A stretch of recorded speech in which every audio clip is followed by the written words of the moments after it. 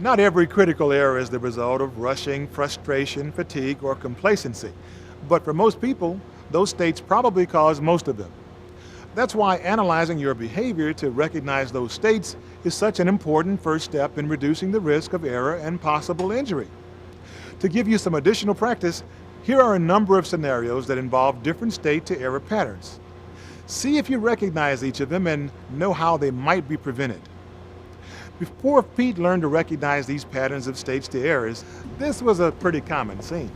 Pete, can we talk about the schedule here? Listen, I know it's getting late, but that plumbing problem just can't wait, and I promised Pat that we'd get the new electrical fixtures in the conference room today.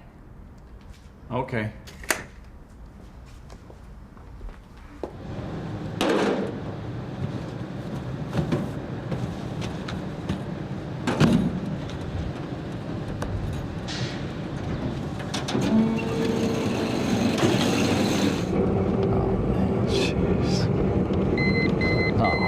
What now?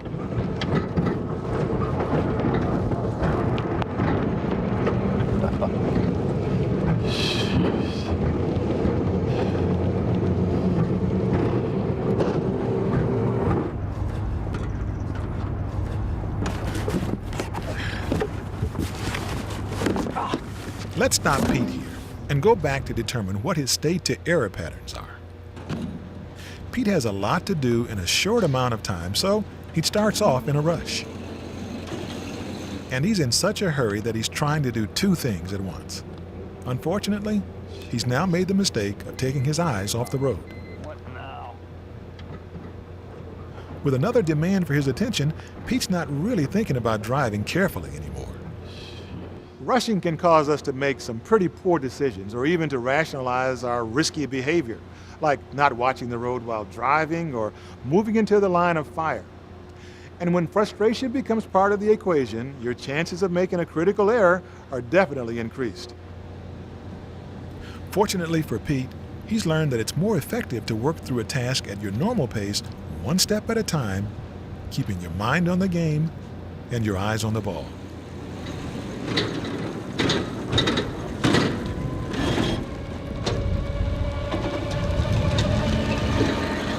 And he knows that doing so can help reduce the frustration that sometimes makes a bad situation worse. Now Pete's trying to help Linda recognize the state-to-error patterns that could increase her risk of injury each day. How's your back today?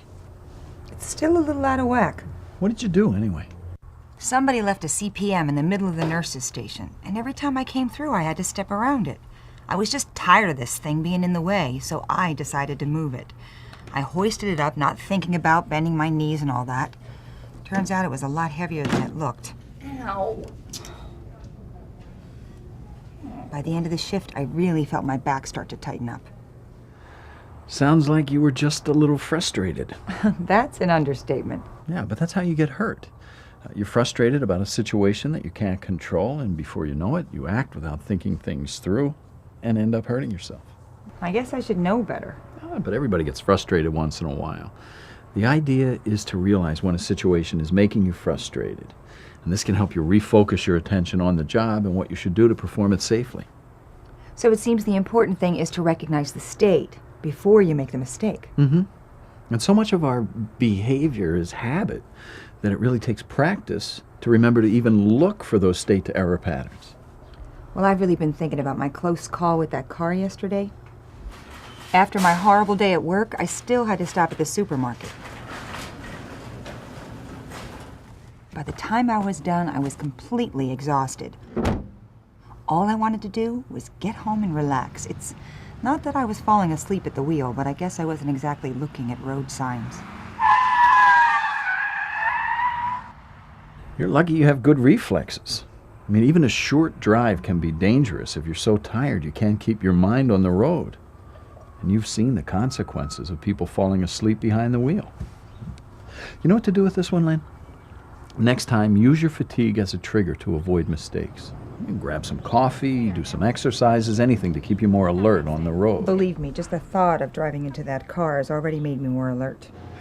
Pete and Linda seem to have a pretty good understanding of the state-to-error patterns that can lead to injury. Learning to recognize when you're in one of the four states rushing, frustration, fatigue, and complacency is a vital part of preventing critical errors and the risk of injury.